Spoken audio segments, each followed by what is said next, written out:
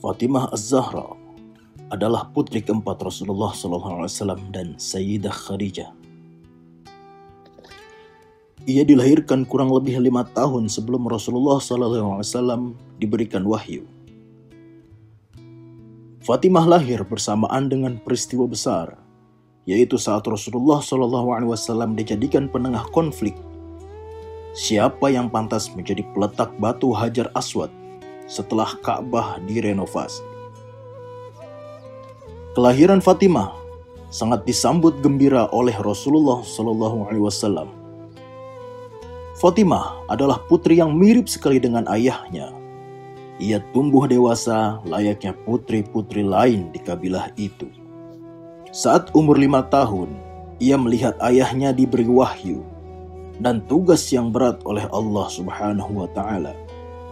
Ia pun menyaksikan bagaimana gangguan dan teror terus-menerus menimpa ayahnya Rasulullah SAW. Masa kecil Fatimah dihiasi dengan berbagai ujian serta mengalami goncangan batin yang luar biasa, khususnya saat ibunda Khadijah meninggal dunia. Selain itu, ia juga menyaksikan ayahnya yang juga mengalami goncangan batin yang sangat bertubi-tubi, mulai dari gangguan orang kafir, ditinggal istri tercintanya Sayyidah Khadijah, sampai penolakan-penolakan yang diterima saat berdakwah. Hingga tahun itu disebut dengan tahun kesedihan. Setelah menginjak umur dewasa, Fatimah dilamar oleh para sahabat Rasulullah SAW. Sahabat Abu Bakar dan sahabat Umarlah yang maju lebih dulu untuk melamarnya. Namun, Nabi Muhammad SAW menolak dengan lemah lembut lamaran sahabat-sahabatnya itu. Lalu, Sayyidina Ali bin Abi Thalib pun maju untuk melamar putri Rasulullah SAW itu. Rasulullah pun bertanya pada Sayyidina Ali, "Apakah engkau mempunyai sesuatu?" "Tidak ada ya Rasulullah," jawab Sayyidina Ali. "Di mana pakaian perang yang berwarna hitam yang pernah saya berikan padamu?" tanya Rasulullah. "Masih ada padaku ya Rasulullah," jawab Sayyidina Ali. "Berikan itu pada Fatimah sebagai mahar," kata Rasulullah SAW. Mendengar jawaban yang melegakan hatinya, Sayyidina Ali segera bergegas pulang untuk mengambil baju perangnya, lalu memberikannya pada Nabi Muhammad SAW. Lalu Rasulullah SAW menyuruhnya untuk menjual kepada Sayyidina Utsman bin Affan. Baju itu terjual seharga 470 dirham yang kemudian diserahkan lagi pada Rasulullah SAW. Rasulullah pun menyerahkan uangnya kepada sahabat Bilal bin Rabah untuk dibelikan perlengkapan pengantin. Semua orang Islam pada saat itu bergembira atas pernikahan Fatimah dan Ali bin Abi Thalib. Setelah setahun menikah, mereka berdua dikaruniai seorang anak laki-laki yang diberi nama Hasan. Setahun berikutnya, mereka pun dikaruniai lagi seorang anak laki-laki yang diberi nama Husain. Kemudian lahir lagi anak ketiganya yang diberi nama Zainab, dan anak keempatnya diberi nama Ummu Kulthum. Rasulullah SAW sangat sayang pada Fatimah. Bahkan sebelum bepergian, beliau selalu menyempatkan untuk bertemu Fatimah lebih dulu dibanding dengan istri-istrinya.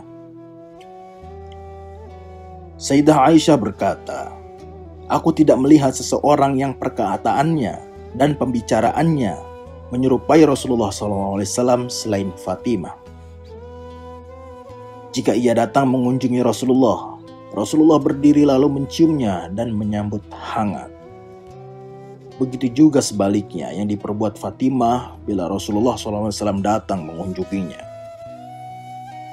Suatu saat Rasulullah SAW pernah mengungkapkan rasa cintanya pada putrinya itu saat sedang berada di atas mimbar. "Sungguh Fatimah bagian dariku, Siapa yang membuatnya marah, berarti membuat aku marah. Dalam riwayat lain disebutkan, Fatimah adalah bagian dariku.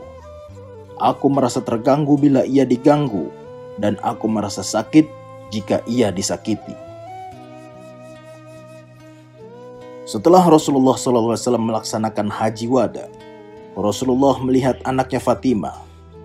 Lalu beliau menemuinya dengan ramah seraya bersabda, "Selamat datang, wahai putriku."